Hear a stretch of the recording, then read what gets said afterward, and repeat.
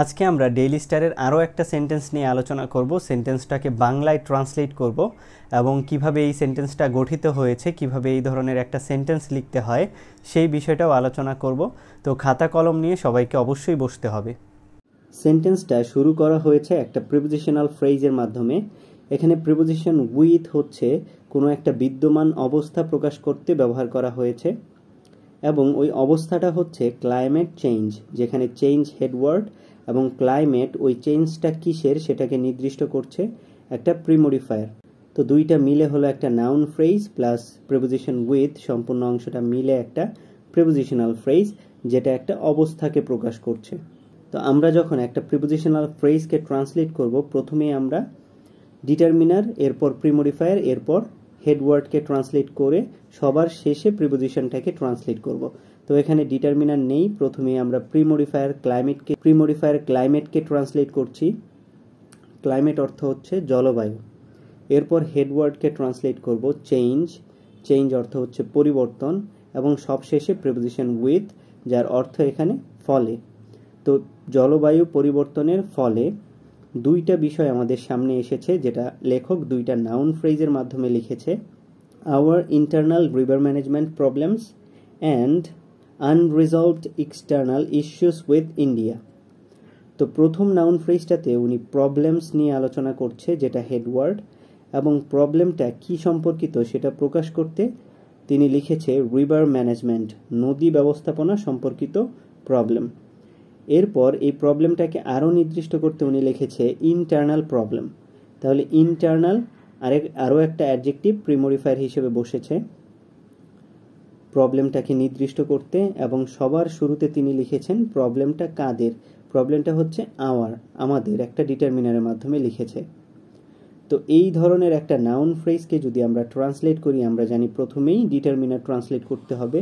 তো আওয়ার অর্থ হচ্ছে আমাদের, এরপর প্রিমোডিফায়ার ইন্টারনাল অভ্যন্তরীণ, এরপর রিভার ম্যানেজমেন্ট নদী ব্যবস্থাপনা, এরপর হেডওয়ার্ড সমস্যাগুলো প্রবলেমস। তো সম্পূর্ণ অংশটা মিলে হবে আমাদের অভ্যন্তরীণ নদী ব্যবস্থাপনা সমস্যা। তো এই বাংলা ওয়ার্ডটা থেকে আবার ইংরেজিতে ফিরতে কি কি করতে হচ্ছে, কিভাবে ট্রান্সলেট করতে হবে, সেই বিষয়টাও একা একা কিন্তু আপনারা প্র্যাকটিস করতে পারেন। এর পরের নাউন ফ্রেজটা হচ্ছে unresolved external issues with India. এখানে কথা বলছে ইস্যুস হেডওয়ার্ড নিয়ে, বিষয়াবলী। বিষয়গুলো কি সম্পর্কিত?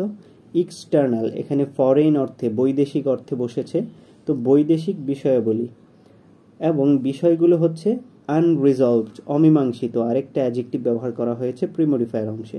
তো প্রিমোডিফায়ার হেডওয়ার্ড মিলে হলো একটা নাউন ফ্রেজ। এই নাউন ফ্রেজে থাকা হেডওয়ার্ড ইস্যুস বা বিষয়াবলীকে আরও নির্দিষ্ট করতে একটা প্রিপোজিশনাল ফ্রেজ ব্যবহার করা হয়েছে উইথ ইন্ডিয়া, ভারতের সাথে। এই বিষয়াবলীগুলো কার সাথে বা কোন দেশের সাথে সেইটা আরও নির্দিষ্ট করতে এই প্রিপোজিশনাল ফ্রেজটা ব্যবহার করা হয়েছে। তো একটা নাউন ফ্রেজের যখন পোস্ট মডিফায়ার থাকবে, প্রথমেই আমরা পোস্ট মডিফায়ারকে ট্রান্সলেট করব। তো প্রিপোজিশনাল ফ্রেজ ট্রান্সলেট করার ক্ষেত্রে আগে নাউন ফ্রেজটাকে ট্রান্সলেট করতে হয়। এখানে ইন্ডিয়া অর্থ হচ্ছে ভারত, এবং উইথ অর্থ হচ্ছে সম্পর্কিত। এখানে এই আনরিজলভড অমীমাংসিত বৈদেশিক সমস্যাগুলো হচ্ছে ভারত সম্পর্কিত, সেটা বোঝাতে প্রিপোজিশন উইথ সম্পর্কিত অর্থে বসেছে। এরপর আমরা এই নাউন ফ্রেজটার প্রিমোডিফায়ারটাকে ট্রান্সলেট করব আনরিজলভড অমীমাংসিত, এবং এরপর এক্সটার্নাল বৈদেশিক, যেহেতু এক্সটার্নাল এখানে বৈদেশিক অর্থে বসেছে, এবং সবশেষে হেডওয়ার্ডটাকে আমরা ট্রান্সলেট করব ইস্যুস, যার অর্থ হচ্ছে বিষয়াবলী। সম্পূর্ণ অংশটা মিলে হলো ভারত সম্পর্কিত অমীমাংসিত বৈদেশিক বিষয়াবলী। তো প্রথম নাউন ফ্রেজে বলা হয়েছে আমাদের অভ্যন্তরীণ নদী ব্যবস্থাপনা সমস্যাগুলো ভারত সম্পর্কিত অমীমাংসিত বৈদেশিক বিষয়াবলী। এই দুইটা নাউন ফ্রেজ একটা কাজ করেছে, সেটা হচ্ছে এক্সপোজিং, প্রকাশ করেছে। কি প্রকাশ করেছে সেটা একটা নাউন ফ্রেজের মাধ্যমে লেখা হয়েছে দ্য ফল্ট লাইন্স। এখানে ফল্ট লাইন দুইটা শব্দ মিলে একটা নাউনকে প্রকাশ করছে, তাই এটা কম্পাউন্ড নাউন, এবং পূর্বে আছে ডিটারমিনার দা, দুইটা মিলে হলো নাউন ফ্রেজ, এবং পূর্বে আছে প্রেজেন্ট পার্টিসিপল এক্সপোজিং, তাহলে এটা একটা প্রেজেন্ট পার্টিসিপল ফ্রেজ। এরপর একটা প্রিপোজিশনাল ফ্রেজ আছে ফর এ কান্ট্রি। এই যে ভুলগুলো প্রকাশ পেয়েছে সেটা একটা দেশ হিসেবে প্রকাশ পেয়েছে। Exposing present participle plus the fault line noun phrase মিলে হলো একটা প্রেজেন্ট পার্টিসিপল ফ্রেজ। এটাকে আমরা যদি ট্রান্সলেট করি, প্রথমে নাউন ফ্রেজকে ট্রান্সলেট করব ফল্ট লাইন্স। প্রথমেই নাউন ফ্রেজের হেডওয়ার্ডকে ট্রান্সলেট করব ফল্ট লাইন্স, ভুলের জায়গাগুলো। এবং দাকে আমরা ট্রান্সলেট করি না অনেক সময়, কারণ বাংলাতে নাউন বা হেডওয়ার্ডটা এমনিতেই নির্দিষ্ট থাকে, সেটাকে নির্দিষ্ট করতে অন্য কোনো ওয়ার্ড ব্যবহার করতে হয় না। এরপর আমরা এক্সপোজিং নন ফিনিট ভার্বটাকে ট্রান্সলেট করব প্রকাশ করেছে। তো কোনো কিছু করেছে বা ইতোমধ্যেই ঘটে গেছে সেটা প্রকাশ করতে আমরা নন ফিনিট হিসেবে প্রেজেন্ট পার্টিসিপল ব্যবহার করি। এরপর ফর এ কান্ট্রি এই প্রিপোজিশনাল ফ্রেজটাকে যদি আমরা ট্রান্সলেট করি, প্রথমে আমরা লিখব ডিটারমিনার এ একটি, কান্ট্রি দেশ, এরপর ফর হচ্ছে এখানে তুলনায় বা হিসেবে অর্থে বসেছে, তো আমরা লিখলাম হিসেবে। সম্পূর্ণ অংশটা মিলে হলো ভুলের জায়গাগুলো প্রকাশ করেছে একটি দেশ হিসেবে।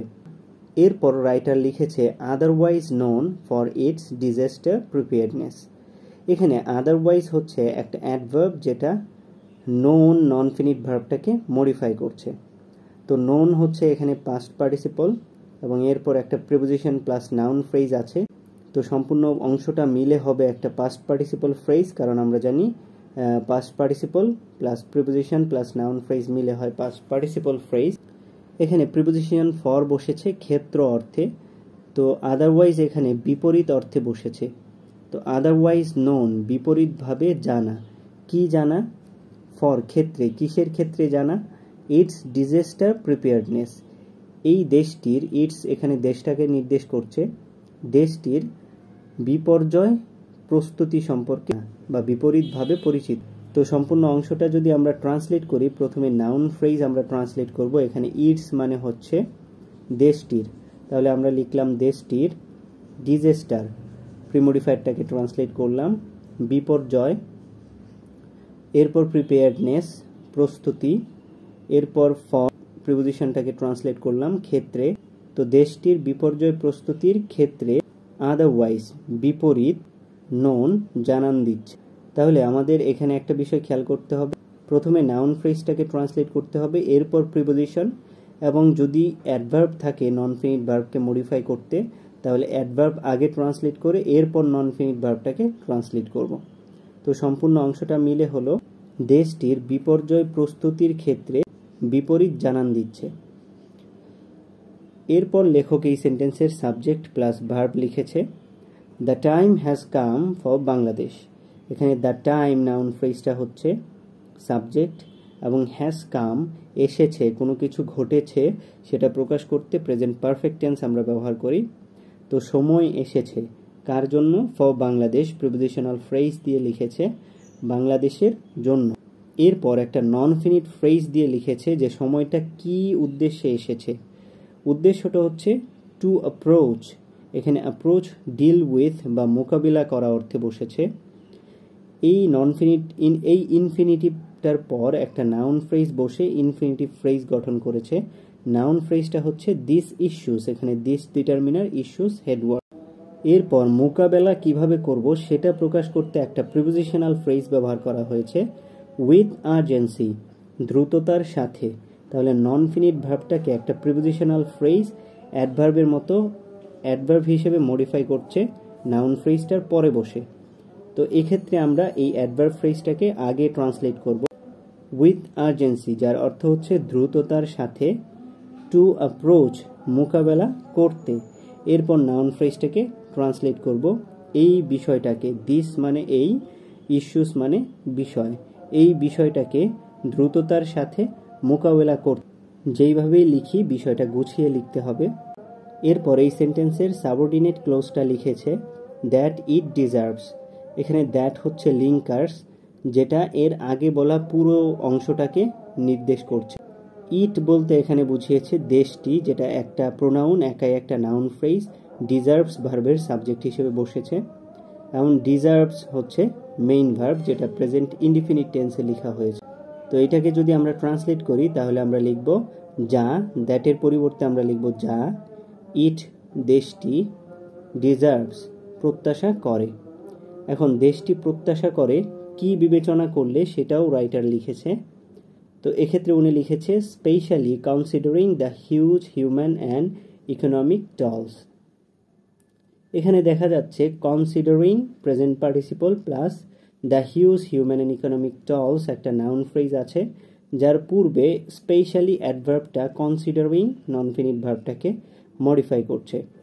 তো প্রেজেন্ট পার্টিসিপল ফ্রেজের পূর্বে কিন্তু একটা অ্যাডভার্ব, সিঙ্গেল একটা অ্যাডভার্ব বসে ওইটাকে মডিফাই করতে পারে। এক্ষেত্রে আমাদের বিষয়গুলো বুঝে ট্রান্সলেট করতে হবে। তো নাউন ফ্রেজটাকে যদি আমরা দেখি, এখানে টল মানে হচ্ছে ক্ষতিটা কি সম্পর্কিত সেটা প্রকাশ করতে হিউম্যান অ্যান্ড ইকোনমিক দুইটা অ্যাডজেক্টিভ ব্যবহার করা হয়েছে। তো ক্ষতিটা হচ্ছে মানবীয় এবং অর্থনৈতিক, এবং ক্ষতির পরিমাণটা কি, হিউজ, বিশাল ক্ষতি। এবং এর পূর্বে কনসিডারিং বিবেচনা করে, তাহলে বিবেচনাটা কিভাবে করব সেটা প্রকাশ করছে অ্যাডভার্বের মাধ্যমে, বিশেষভাবে বিবেচনা করলে। তাহলে আমরা যদি ট্রান্সলেট করি, প্রথমে আমরা দা ডিটারমিনারটাকে ট্রান্সলেট করব। তো দা এর পরিবর্তে আমরা লিখছি এই, এবং হিউজ বিশাল, এই বিশাল, হিউম্যান অ্যান্ড ইকোনমিক মানবীয় এবং অর্থনৈতিক, এরপর হেডওয়ার্ডটাকে ট্রান্সলেট করছি টল, ক্ষতি। এই নাউন ফ্রেজটা ট্রান্সলেট করার পর আমরা আগে অ্যাডভার্ব ট্রান্সলেট করব, এরপর নন ফিনিট ভার্বটাকে ট্রান্সলেট করব। তো স্পেশালি বিশেষভাবে, কনসিডারিং বিবেচনা করলে, সম্পূর্ণ অংশটা মিলে হলো এই বিশাল মানবীয় এবং অর্থনৈতিক ক্ষতি বিশেষভাবে বিবেচনা করলে। তাহলে এইভাবে আমরা একটা ইংরেজি সেন্টেন্সকে বাংলায় ট্রান্সলেট করব, এবং এখান থেকেই কিন্তু আমরা প্র্যাকটিস করতে পারি যে কিভাবে একটা ইংরেজি সেন্টেন্স লিখতে হয়, এবং বাংলা থেকে আবার কিভাবে এটাকে ইংরেজিতে ট্রান্সলেট করতে হয়। এই বিষয়গুলো একা একা প্র্যাকটিস করতে হবে। সবাই চ্যানেলটাকে সাবস্ক্রাইব করে রাখবেন।